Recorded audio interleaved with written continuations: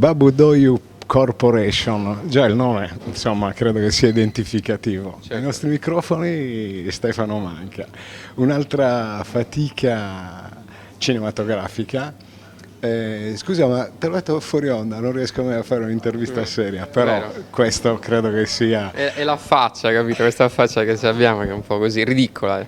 Però l'abbiamo sfruttata bene come professione nella vita, dal vivo e adesso anche al cinema. Vediamo un po'.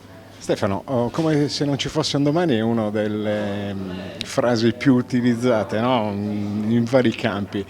È chiaro che la cosa più importante è sistemarla in un contesto dove veramente bisogna tirare una riga e provare a guardare con un pochino più di positività. Allora, anzi, sottolineerei di quella frase che hai detto, tirare una riga come se non ci fosse un domani.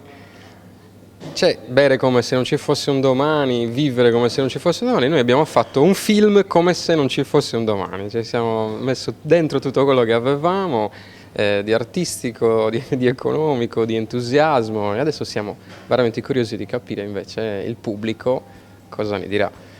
Stefano, mutuare dal quotidiano, perché poi alla fine è quello che fa parte sempre del vostro bagaglio, no? Anche perché tanti personaggi e tante situazioni rispecchiano semplicemente quello che è il quotidiano. Sì. Molto viene fuori però da questa nostra città, no? Che è un pochino sonnacchiosa, un pochino, però ha tante cose da raccontare. No, questa città non è sonnacchiosa, ha il suo ritmo un po' latino, nel senso, per cui perché svegliarsi prestissimo? Bisogna godersi la giornata e di contro abbiamo tantissimo nelle relazioni personali, conosco persone che mi dicono vengo apposta a Sassari, ma anche da Cagliari per dire, perché mi piace il fatto che quando arrivo mi invitano a pranzo, a una cena, c'è molto movimento da questo punto di vista.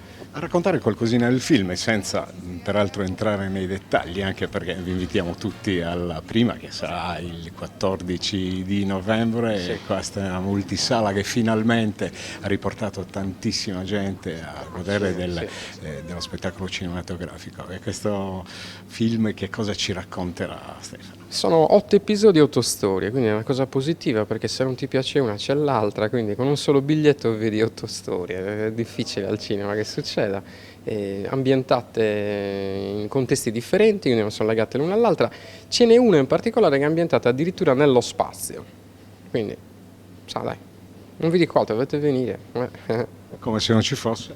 venite al cinema come se non ci fosse un domani.